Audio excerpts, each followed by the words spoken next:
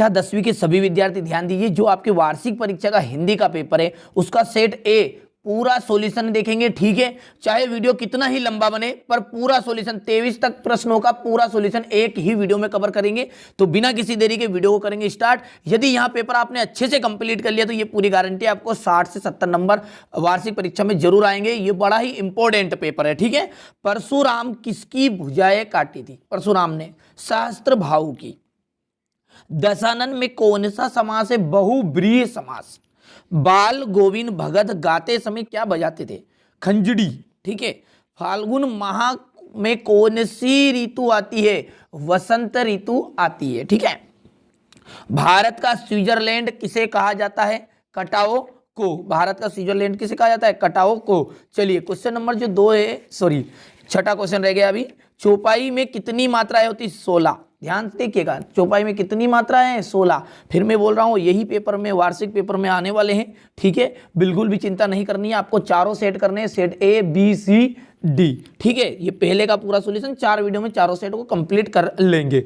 चलिए, तो वीर रस का स्थायी भाव, वीर रस का स्थायी भाव है उत्साह। क्या है? उत्साह। अज्ञे ने हिरोशिमा कविता रिक्त स्थान पर में बैठे बैठे लिखी, तो रेलगाड़ी में बैठे बैठे लिख दी थी उन्होंने।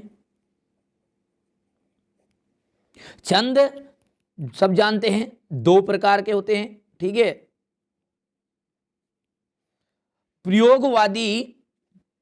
प्रयोगवादी कविता के जो प्रवर्तक है उन्हें अज्ञे जी को ही माना जाता है, ठीक है। चलिए 5वां है, क्रिया का सीधा संबंध रिक्त स्थान से होता है, तो क्रिया का सीधा संबंध होता है आकर्मक, ठीक है। आकर्मक क्रिया का संबंध होता है कर्ता से, तो यहां पर लिख देंगे हम आकर्मक। सभ्यता जो है संस्कृति का परिणाम है, संस्कृति। चलिए, नवाब ने जोड़ी है अब आपकी, ठीक है। 6 नंबर मिलेंगे, ठीक है। अच्छे से कंप्लीट कर लीजिए आप तो बस, ठीक है। यही पेपर में आएंगे। नवाब साहब ने 2 खीरे खरीदे, यहां पर हो जाएगा पहला। मैया कड़वा तेल लगाती थी। योग का जो संदेश है वो उद्धव जी लेकर आए थे। परिणाम वाचक क्रिया विश्लेषण, क्रिया के परिणाम का बोध, ठीक है। श्रृंगार रस सब जानते हैं, रति इसका स्थायी भाव है, तो यहां पर ब्रैकेट लगा दीजिएगा भली। और नेताजी की जो प्रतिमा है वो कस्बे के चौराहे पर, ठीक है। तो यहां पर ये छठा हो गया। चलिए, अब है एक वाक्य में उत्तर, जैसा कि मैंने यहां पर लिख रखा है ताकि कम समय में पूरा सॉल्यूशन मिल जाए। बाल गोविंद भगत क्या काम करते थे? तो खेती बाड़ी का काम करते थे वो। गंतोक का अर्थ क्या है? पहाड़। शिव का धनुष किसने तोड़ा? श्री राम ने। राम क्या कर रहा है? किस प्रकार का वाक्य है? प्रश्नवाचक, ठीक है। किस छंद में 24 मात्राएं होती है? दोहा छंद में 24 मात्राएं होगी। जिन शब्दों के से करने या होने का बोध होता वे क्या कहलाते हैं? क्रिया कहलाते हैं, ठीक है। चलिए क्वेश्चन नंबर जो 5 है उसमें है सत्य और असत्य, ठीक है। जिस क्रिया का प्रभाव कर्म पर पड़ता है वहां साकर्मक क्रिया होती है। बिल्कुल एकदम राइट बात है, सत्य हो गई है। मैं क्यों लिखता हूं अज्ञे जी की रचना है। मैं क्यों लिखता हूं, ये क्या अज्ञे जी की रचना है? ये आप अज्ञे जी की ही रचना है। जयशंकर प्रसाद ने जो मधुर स्वप्न देखे वे पूरे हो गए थे। जयशंकर प्रसाद जी ने जो मधुर स्वप्न देखे थे वो क्या पूरे हो गए थे? अब भैया हो गए थे तो फिर यहां पर कहते क्यों? असत्य बात है, नहीं हुए। हर एक व्यक्ति के मधुर सपने पूरे होते क्या, ठीक है। बाल गोविंद भगत अपनी खेती की पैदावार सबसे पहले कबीर के मठ में लेकर जाते थे। बिल्कुल एकदम राइट है, सत्य बात है। चौपाई छंद में 24 मात्राएं होती हैं, असत्य हो गया। सारे देश आस्थाएं अंधविश्वास एक से नहीं है, सारे देश में, तो यहां पर यह बात भी आपकी गलत है, असत्य है। अब देखिए क्वेश्चन नंबर 6 से आपके 2 अंक के क्वेश्चन शुरू हो चुके हैं, ठीक है। अब क्वेश्चन नंबर 6 से 23 तक का पूरा सॉल्यूशन देख रहे हैं, ठीक है। तो आप अच्छे से स्क्रीनशॉट लीजिएगा, कंप्लीट करिएगा, एक एक चीजों को क्लियर यहां पर मैंने किया हुआ है। तो आइए आप क्वेश्चन नंबर 6 से कॉपी में समझते हैं।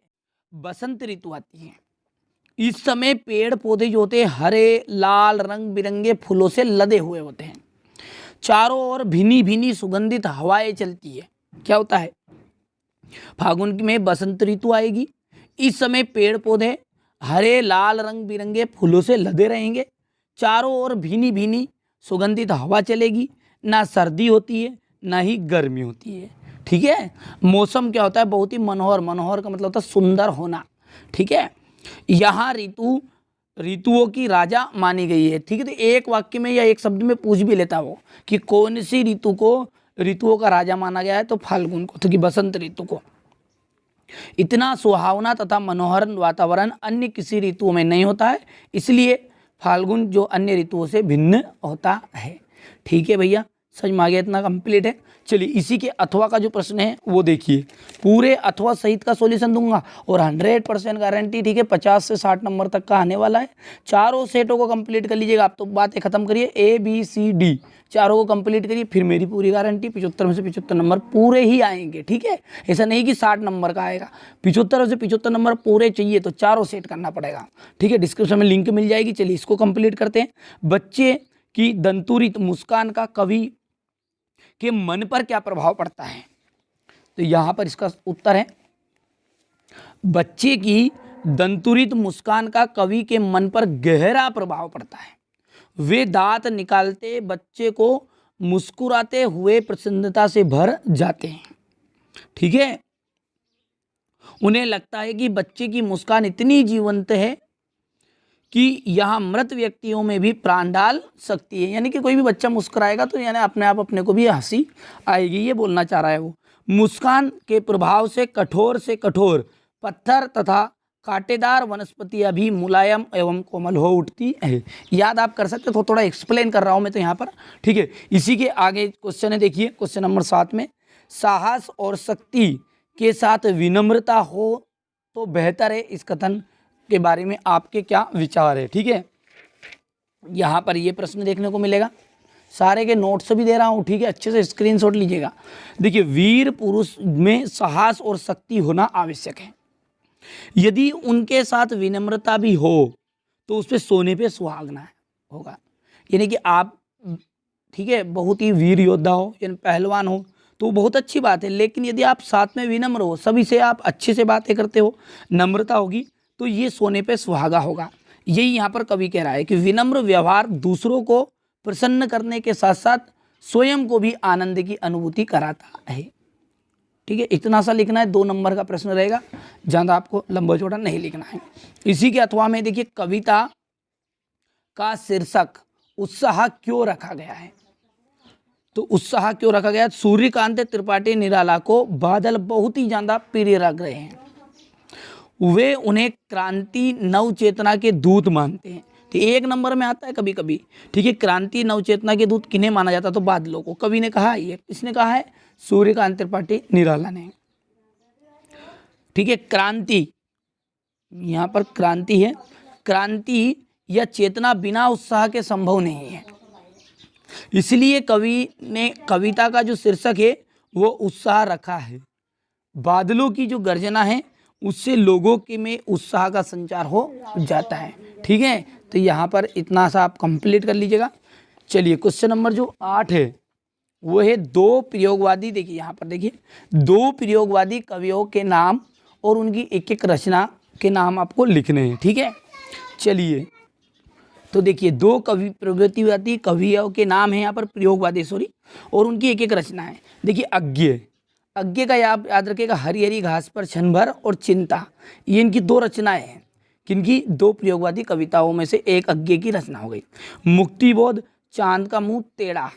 ठीक है, चांद का मुंह टेढ़ा है। ठीक है, तो इसी के अथवा का जो प्रश्न है वो क्या है? देखिए, नई कविता की 2 प्रमुख विशेषताएं लिखिए। यहाँ पर आपको 4-4 5-5 लिखने की आवश्यकता नहीं है। ठीक है, आप 3 याद कर लीजिएगा। ठीक है, इससे क्या होगा कि एक आधा आप भूल भी जाओगे तो याद रह जाएगा। बाकी आपको 4 नंबर के पहले पूछे जाते थे कि 4 नई कविता की 2 भी प्रमुख विशेषताएं, तो यहाँ पर 4 नंबर का आता था, पहले 4 विशेषताएं लिखनी पड़ती थी। ठीक है, अब यहाँ पर ऐसा नहीं है। चलिए, तो नई कविता की विशेषताएं, यहाँ से आप इसका स्क्रीनशॉट लीजिएगा। नंबर 1 है कि नई कविता में क्या होगा, इस युग की कविताओं में नए नए भावों को प्रस्तुत किया गया है। नाम ही नया है तो नए नए भाव आए और नए नए बिंबों की खोज हुई। ठीक है, तो यहाँ पर दो कविताओं की विशेषता हो गई कि इस युग की कविताओं में नए नए भावों को प्रस्तुत किया गया, इस युग की कवियों ने नए नए बिंबों की खोज की गई है। क्वेश्चन नंबर जो 9 है इसमें है कि सूरदास या फिर नागार्जुन की काव्यगत विशेषताएं आपको निम्नलिखित बिंदुओं पर लिखनी है। तो दो रचनाएं पहले तो और भाव पक्ष की विशेषताएं। देखिए, सॉरी, काव्यगत की विशेषताएं, यहाँ पर भाव पक्ष लिख दिया है, काव्यगत विशेषताएं लिखनी है। ठीक है, हाँ, सूरदास है, सूरदास का क्या जाएगा, सूरसागर, सूरसारावली, साहित्य लहरी। क्या लिखना है, सूरसागर, सूरसारावली, साहित्य लहरी। ये तो इसकी रचना हो गई। इनके काव्यगत विशेषता की बात करें तो देखिए, नाम क्या है, सूरदास, और सूरदास में जो क्या है, श्री कृष्ण की बाल लीलाओं का वर्णन बहुत ही ज़्यादा अपने काव्यों में किया है। इन्होंने प्रकृति का बहुत ही सुंदर वर्णन किया। बस इतना लिखना है, आपको लंबा चौड़ा लिखने की जरूरत नहीं, जैसे कि 2 नंबर में आएगा। चलिए स्क्रीनशॉट ले लीजिएगा आप। ठीक है, चलिए अब अगला इसी के अथवा का है नागार्जुन। तो नागार्जुन का भी लिख लीजिएगा। रचना है प्यासी पथराई। ठीक है, यहाँ पर पथराई है, ये पाए, प्यासी पथराई आंखें, सतरंगे वाली, सतरंगे पंखों वाली। 2 रचनाएं हो गई। ठीक है, प्यासी पथराई आंखें और सतरंगे पंखों वाली। काव्यगत विशेषता की यदि बात करें तो उनकी जो कविता, देखिए हिंदी बहुत ही सरल है, आप इसे अच्छे से कंप्लीट करोगे नंबर बहुत ज़्यादा आएगा। पर आपने गौर से देखा होगा, बड़ा से बड़ा जो टॉपर बच्चा होगा, भले उसको मैथ्स में 100 में से 100 नंबर है, साइंस में 100 में से 100 नंबर लेकर आया, पर लेकिन हिंदी में से 100 में से 100 नंबर नहीं आते। कारण ये है कि वो अपने को ओवर स्मार्ट समझता है, कि वो जो चीज़ें हैं उसको प्रश्न के अकॉर्डिंग नहीं लिखता। जैसे निबंध आया, और निबंध आया तो बच्चे क्या करते हैं, 1-2 लाइन याद करेंगे, बाकी सब आता है, सब कर देंगे। ठीक है, ये जो भाव है तुम्हारे अंदर कि हम सब कुछ आता है हमें, यही भाव आपको ले डूबेगा। यदि आप वास्तव में नंबर प्राप्त करना चाहते हो तो सिस्टमेटिक तरीके से पढ़िए, अच्छे से कंप्लीट करिए। ठीक है, तो मेहनत आपको कम करनी रहती है हिंदी में और नंबर ज़्यादा मिलते हैं। तो आप यदि मेहनत ज़्यादा करोगे तो इसमें से 100 में से 100 नंबर आराम से आपको आएंगे। ठीक है, अब 100 में से 100 नंबर का मतलब क्या है, 75 नंबर का पेपर रहेगा, 25 नंबर का आपके स्कूल से मिलने वाला है। ठीक है, ये MP बोर्ड की बात कर रहा हूँ मैं। ठीक है, तो काव्यगत विशेषता है, उनकी कविता स्थान विशेष की कविता ना होकर पूरे हिंदी प्रांत की और पूरे देश की कविता है। ठीक है, यहाँ से आप स्क्रीनशॉट ले लीजिए क्योंकि पेज बदल रहे हैं। इसके बाद में देखिए पूरे नोट्स तैयार किए विशेष करके आपके लिए, और आप अच्छे अंक प्राप्त करें, यही हमारा उद्देश्य है। ठीक है, इनकी भाषा क्या है, मैथिली भाषी है। ठीक है, इनकी कविता में विद्रोह और क्रांति का स्वर देखने को मिलता है। याद कर लीजिएगा, 1-2 बार पढ़ेंगे जिसमें अच्छे से कवर होगा। खंड काव्य की परिभाषा लिखते हुए एक खंड काव्य का नाम, ये है क्वेश्चन नंबर 10 पे। जैसा कि यहाँ पर वैसे प्रश्न भी लिख रखे हैं, वहाँ पर देखिए, ये सारे प्रश्नों के अथवा सहित आंसर दे रहा हूँ। खंड काव्य की परिभाषा देखिए, खंड का मतलब क्या है, जैसा आप जानते हैं कि जीवन के किसी एक टुकड़े का वर्णन करना। तो ऐसा काव्य जैसे मान के चलिए पंचवटी हो गया। अब रामायण का ही हिस्सा है पंचवटी। इसमें क्या हुआ, जो भी पंचवटी में घटना हुई, सीताहरण हुआ, ये वगैरह वगैरह चीज़ें बताई गई। पूरा जीवन तो नहीं बताया, उसके जीवन में से एक किसी घटना का वर्णन किया, वही कहलाता है आपका खंड काव्य। तो ऐसा काव्य जिसमें जीवन की किसी एक घटना का वर्णन किया जाता, चित्रण किया जाता, उसे खंड काव्य कहते हैं। उदाहरण है पंचवटी। ठीक है, एक नाम है पंचवटी। इसी के अथवा में है स्थायी भाव और संचारी भाव में अंतर। स्थायी भाव और संचारी भाव में अंतर। देखिए, स्थायी का मतलब क्या होता है, एक रस में ही स्थायी भाव होता है, और इसमें कई संचारी भाव होते हैं। स्थायी भावों की जो संख्या है वो 10 है। ठीक है, स्थायी भाव में की संख्या कितनी है, 10 है। संचारी भाव कितने होते हैं, 33 होते हैं। स्थायी जो भाव है स्थायी रूप से विद्यमान रहते हैं, नाम में स्थायी है। जो हमारे मन में एक बार भाव आ गया, जैसे क्रोध, वो हमेशा स्थायी में आ गया। संचारी भाव है, थोड़ी सी देर के लिए जो लालसा आती है वो खत्म हो जाती है, वो क्या है आपका संचारी भाव है। तो स्थायी भाव जो है स्थायी रूप से विद्यमान रहते हैं, लेकिन संचारी भाव कुछ समय रहकर समाप्त भी हो जाते हैं। ठीक है भैया, दो अंतर थे, तीन यहाँ पर लिखे हुए, जो जमे वो अच्छे से कंप्लीट कर लीजिएगा। अब अगला है चौपाई छंद। देखिए चौपाई छंद की परिभाषा क्वेश्चन नंबर 11 है। चौपाई का मतलब क्या है? चौपाई जैसे हम सुनते ही हैं, जे हनुमान ज्ञान गुण सागर, जे कपीसते हो लोक उजागर, ये हो गया। प्रवेश नगर कीजिए रे सब काजा, हृदय राखे कौशलपुर राजा, जो जो आपको जमे। ठीक है, इसके बाद में जो भी चौपाई के हिस्से हैं, जो आपने हनुमान चालीसा के कोई से गुण के, जय जय जय हनुमान गोसाई कृपा करो गुरुदेव की नाई, ये सब क्या है? चौपाई है। और आप जो पढ़ते हैं कि बड़ा हुआ सो क्या हुआ, जैसे पेड़ खजूर, ये सब दोहा है। तो चौपाई में क्या होती है? प्रत्येक चरण में 16-16 मात्राएं होती हैं। यदि आप मात्रा गिनोगे तो कितनी मात्राएं हैं? 16। ठीक है, तो चौपाई एक सममात्रिक छंद है। इसके प्रत्येक चरण में 16-16 मात्राएं रहती है। यही प्रश्न आपके वार्षिक परीक्षा में आएंगे, पूरी गारंटी है। चारों सेट आप कंप्लीट करिए बस, A, B, C, D, चारों की डिस्क्रिप्शन में लिंक मिलेगी। और सारे सब्जेक्ट आपके जो 10th के ऑल सब्जेक्ट, इसकी एक प्लेलिस्ट बना दी सेपरेट, सारे सब्जेक्ट मिलेंगे उसमें आपको। ठीक है, आपको अच्छे अंक दिलाने ही हमारे चैनल का मुख्य उद्देश्य है। आपको सब्सक्राइब करने के लिए कौन बोल रहा है? आपसे कोई फ्री पैसा ले रहे हैं? फ्री में सारी चीज़ दे रहे हैं। ठीक है, हमारा उद्देश्य सिर्फ इतना सा है कि आप अच्छे अंक प्राप्त करें और अच्छी मेहनत करिए आप।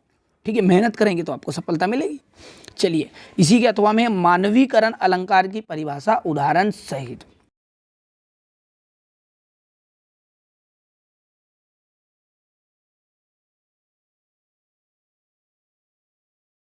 जागते हुए धरे सब तारे तुम्हें, अरुण पंख तरुण किरण खली, खड़ी पोल द्वार जागो फिर एक बार। यानी यहाँ तारे और किरण को जागने द्वारा द्वार खोलने की मानवीय क्रिया करते हुए चित्रित किया गया है, इसलिए यहाँ पर क्या है? मानवीकरण अलंकार है। ठीक है, वीडियो बहुत ही लंबा बनेगा, इसलिए थोड़ा सा जल्दी जल्दी भी मैं कर रहा हूँ प्रश्नों को, ताकि आपको अच्छे से समझ में आ भी जाए। ठीक है, अगला है देखिए क्वेश्चन नंबर 12 में, कि देखिए 11 तक तो हो गया आपका, यहाँ पर है 12। बाबू गुलाब राय के अनुसार निबंध की परिभाषा देनी है और हिंदी के दो प्रमुख निबंधकारों के नाम आपको बताने हैं। तो देखिए बाबू गुलाब राय के अनुसार निबंध की परिभाषा लिखते हुए हिंदी के दो निबंधकारों के नाम। निबंध, निबंध क्या है? निधन बंध, यानी कि जिसका अर्थ है अच्छी तरह से बंधी हुई प्रौढ़ रचना। निबंध अपने आधुनिक रूप में ऐसे शब्द का पर्याय है अंग्रेजी में। ठीक है, चलिए क्या बोला है मैंने अभी तक, कि निबंध जो है निधन बंध से मिलकर बना है, जिसका मतलब क्या होता है? अच्छी तरह से बंधी हुई प्रौढ़ रचना। निबंध अपने आधुनिक रूप में ऐसे शब्द का पर्याय है अंग्रेजी में, इसका अर्थ है प्रयत्न, प्रयोग अथवा परीक्षण। इसका मतलब है कि किसी विषय की भली भांति प्रतिपादन करना या ठीक है परिरक्षण करना निबंध कहलाता है। ठीक है, तो इसके बाद में दो निबंधकारों के नाम हैं, तो रामधारी सिंह दिनकर और भगवती शरण सिंह। ठीक है, तो यहाँ पर दो आ गया। इसके अलावा देखिए हजारी प्रसाद द्विवेदी भी लिख सकते हैं आप, और महादेवी वर्मा भी। ठीक है, यहाँ पर मैंने दो नाम और एक्स्ट्रा बता दिए। इसी के अथवा में क्या है देखिए, जीवनी की परिभाषा दीजिए और एक जीवनी लेखक का नाम बताना है। तो जीवनी किसी व्यक्ति विशेष के जीवन से मृत्यु तक की घटना। जीवनी का मतलब क्या है? उसके जन्म से लेकर उसके मृत्यु तक की घटना को ही क्या कहेंगे? जीवनी कहेंगे। जीवनी में जो लेखक है इतिहासकार की तरह पूरी सच्चाई से व्यक्ति के जीवन से जन्म से लेकर मृत्यु तक की घटनाओं के बारे में बताता है। ठीक है, इतना सा लिखिएगा और सिंपल है। देखिए सिंपल लैंग्वेज में लिखा है, यहाँ पर देख लीजिए, पढ़ते से याद हो रहा है कि किसी व्यक्ति विशेष के जीवन से मृत्यु तक की घटना क्या कहलाती है? जीवनी कहलाती है।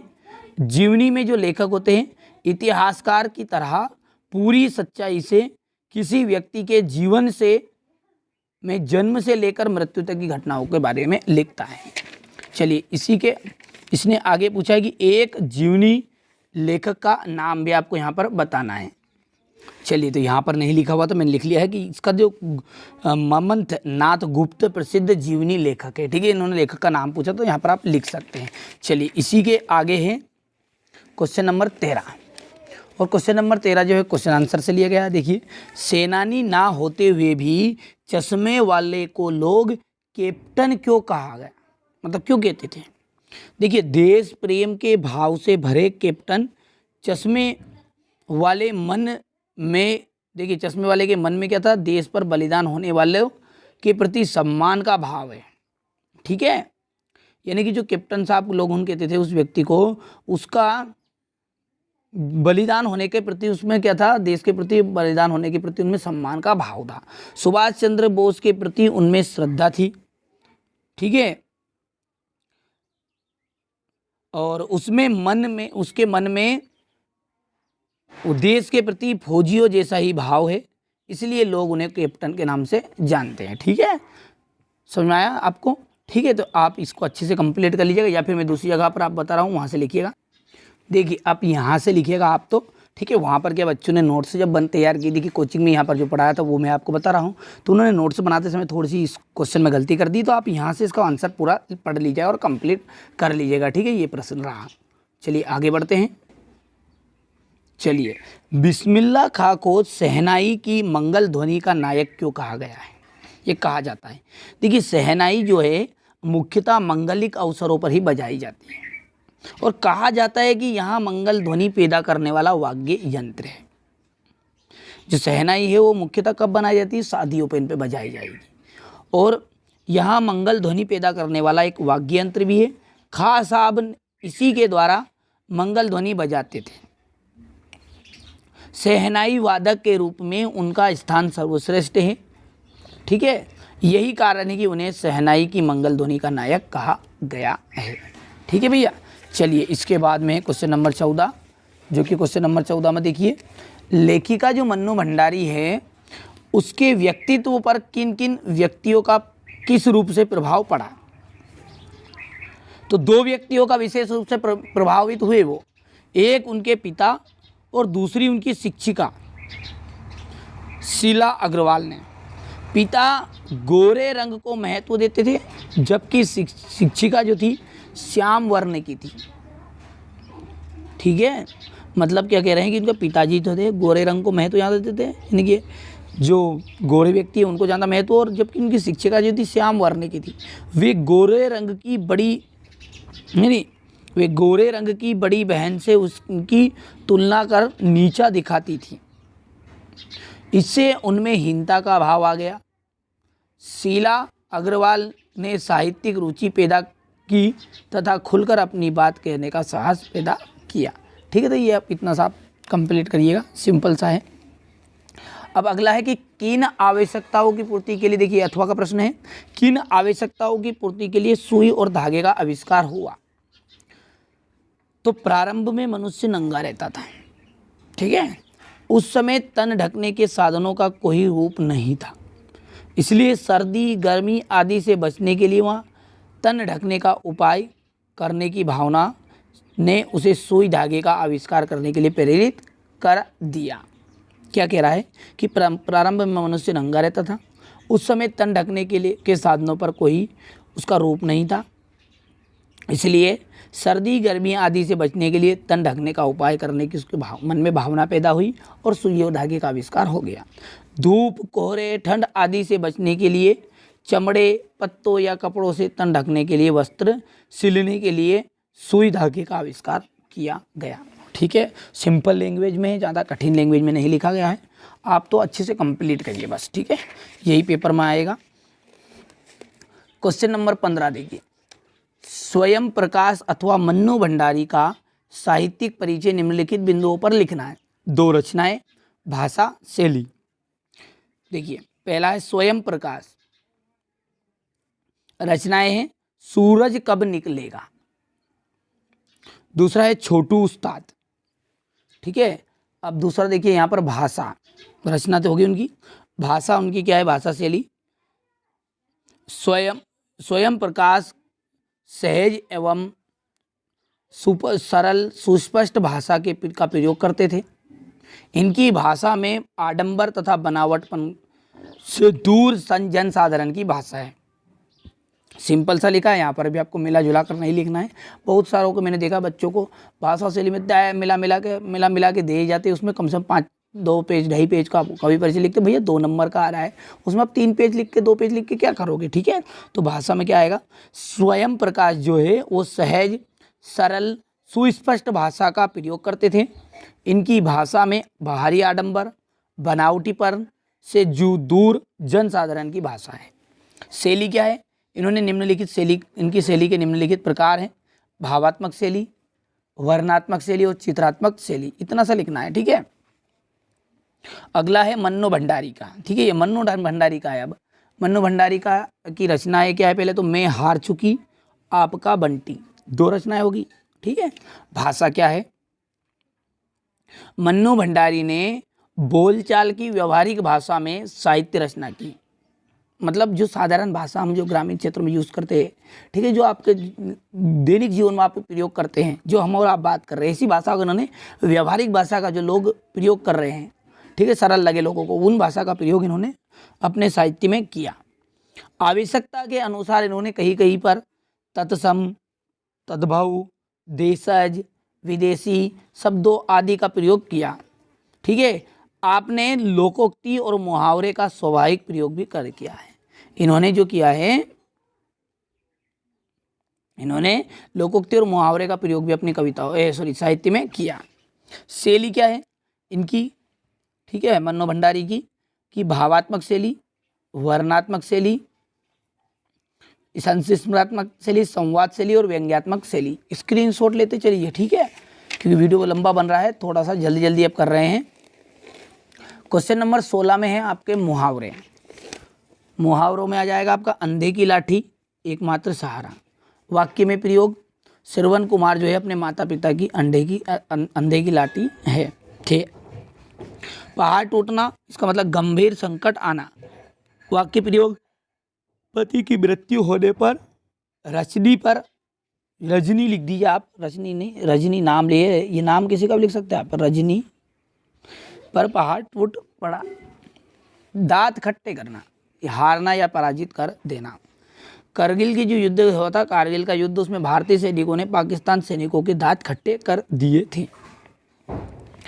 अब इसी के अथवा में जो आपका क्वेश्चन नंबर 16, इसी के अथवा में आता है संधि विच्छेद, ठीक है। देवालय, ऐसा प्रश्न है देवालय का, आपको इतना करना है कि देव प्लस आले, यहाँ पर दीर्घ संधि है, दीर्घ स्वर संधि भी बोल सकते हैं आप। वागीसा, वाक धन ईसा हलंत रहता है जिसमें व्यंजन संधि होती है। मनोहरा, मना धन हरा, विसर्ग लगा हुआ है इसलिए विसर्ग संधि। चलिए क्वेश्चन नंबर 17, माता का आंचल पाठ में बच्चों की जो दुनिया रची गई है वह आपके बचपन की दुनिया से किस प्रकार भिन्न है। माता का आंचल पाठ में जो दुनिया रची गई है वहाँ आज से 100 वर्षों पहले ग्रामीण दुनिया की है। इसमें देहाती, सरलता, सहजता, पूजा पाठ, खेलकूद, बारात, दुल्हन, बाजार आदि संबंधी वर्णन किया जाता है, जो आज भी गांव में थोड़ा बहुत बचे हुए हैं। ऐसा नहीं है कि पूरी तरह खत्म हो गया, जो गांव में आज भी हुए हैं, ठीक है। पूजा पाठ है, सरलता स्वभाव के लोग रहते हैं, खेलकूद आज भी होता है, ठीक है। बारातें आप जानते होंगे, अब तो 1-1 दिन 2-2 दिन में ही शादी हो रही है। पहले आप समझते थे, पहले उसमें सबसे पहला, ठीक है, उसकी घनागार आती थी, फिर उसके बाद उसको बच्चे को हम बोलते थे, तो हल्दी रस्मों की होती थी 8 से 7 दिन तक की, ठीक है। फिर उसके बाद में शादी थी, ये सब प्रक्रिया चल रही थी, ये पुराना है, ठीक है। कभी श्वेत तो कभी रंगीन, पात्रकाओं का पहराना किन किन अलग अलग अवसरों की ओर संकेत करता है, ठीक है। तो पढ़ लीजिएगा आप, ठीक है, लंबा वीडियो बन रहा है इसलिए सिंपल सा है। 17 क्वेश्चन हो गए हैं। संदर्भ प्रसंग व्याख्या देखिए, ठीक है। अब संदर्भ प्रसंग व्याख्या में देखिए, वैसे बहुत लंबा बन जाएगा वीडियो, फिर यहाँ पर थोड़ा जल्दी जल्दी मैं बता देता हूँ। सुनी कटु वचन कठोर सुधारा, हाय हाय सब सभा पुकारा। यानी कह रहे हैं कि लक्ष्मण जी ने जब कड़वे वचन सुनाए थे परशुराम जी को, ये सब घटना कब की है, जब श्री राम ने धनुष तोड़ दिया। तो लक्ष्मण ने जब कड़वे वचन सुनाए तो सुनकर परशुराम ने अपना फरसा निकाला ठीक है, यहाँ देखकर समस्त सभा, जो पूरी सभा बैठी हुई थी, वह हाय हाय करने लग गई। भृगुर परसु देखहूँ मोही, विप्र विचार बचू नृप धोही। ठीक है, अरे लक्ष्मण ने कहा कि हे भृगु श्रेष्ठ, आप मुझे फरसा दिखा रहे हो, मैं आपको ब्राह्मण समझकर बचा रहा हूँ। ठीक है, मिले न कबहू सुभट रन गाठे, द्विज देवता धरही के बाटे, अनुचित काहि सबो लोग पुकारे, रघुपति सरहि लखुन निवारे। ठीक है, तो ये सब सारे के जो अर्थ है यहाँ पर मैंने लिख दिया। अब इसे बहुत लंबा वीडियो बन रहा है, इसलिए मैं थोड़ा सा यहाँ पर आपको समझाने में सोच रहा हूँ कि आप एक बार पढ़ोगे तो इसमें कंप्लीट हो जाएगा। ठीक है, यहाँ पर इसका भावार्थ है, ज़्यादा लंबा चौड़ा नहीं लिखना है। इसी के अथवा का जो था, इसके अथवा का यहाँ पर है, सारी चीज़ बताई गई, आपके लिए विशेष मेहनत करके यहाँ पर सारे नोट्स तैयार किए गए हैं। ठीक है, अपने दोस्तों को ज़रूर जोड़िएगा इस चैनल के साथ, बहुत ज़्यादा मेहनत लगी हुई है आपके लिए। और यदि आप समझ रहे हैं कि हमारी मेहनत लगी है तो आप सब्सक्राइब भी करेंगे और अपने दोस्तों को भी इस चैनल के साथ ज़रूर जोड़िएगा। 100% गारंटी, चारों सेटों को कंप्लीट करिएगा, आपका पूरा, ठीक है, पूरा पेपर आपको 1 नंबर जाएगा, यानी कि पूरे 75 से 75 नंबर आएंगे। ठीक है, 25 नंबर एक स्कूल से ले लेना, 100 हो जाएंगे। ठीक है, यहाँ पर क्वेश्चन नंबर 19 है, ये भी संदर्भ प्रसंग व्याख्या इसकी भी, देखिए इस तरह का प्रश्न था ये, यहाँ से आपका उत्तर है, इस तरह से लिखना है, ये व्याख्या इसके अथवा का। ठीक है, 19 का अथवा, ये 19 क्वेश्चन का अथवा है। ठीक है, इसके बाद में ये संदर्भ प्रसंग, ये व्याख्या हो गई आपकी। क्वेश्चन नंबर जो 20 है, यहाँ पर देख लीजिए, राष्ट्रीय एकता, मेरा विद्यालय, महंगाई समस्या, इन पर किसी पर से एक अनुच्छेद लिखना है। ठीक है, मैंने तीनों नहीं लिखे, एक को यहाँ पर डेमो के रूप में लिख दिया है, तीनों ये कंप्लीट कर लीजिएगा। ठीक है, चलिए अच्छे से कंप्लीट कर लीजिए, सिंपल सा है अनुच्छेद। देखिए अनुच्छेद का मतलब क्या है वो समझा दूँ आपको। अनुच्छेद का मतलब ये है कि जो मैंने यहाँ पर टॉपिक दिया मेरा विद्यालय, तो आपके मन में आपके जो स्कूल है, विद्यालय है, उसके प्रति जो भाव आ रहे हैं कि जो हमारा जो विद्यालय बहुत अच्छा विद्यालय, इसमें बहुत अच्छे टीचर है, सारी समस्याओं का समाधान करते हैं, वही आपको लिखना है बस, उसको कहते हैं अनुच्छेद लेखन। ठीक है, तो यहाँ से स्क्रीनशॉट लीजिएगा, पढ़ेंगे, जिसमें से कंपेयर हो जाएगा। वीडियो बहुत ही लंबा बन रहा है, इसलिए थोड़ा सा यहाँ पर कवर कर रहे हैं ऐसा काम। ठीक है, हमारा सिर्फ उद्देश्य इतना सा है कि आप अच्छे अंक प्राप्त करें और 100% तैयार करिएगा।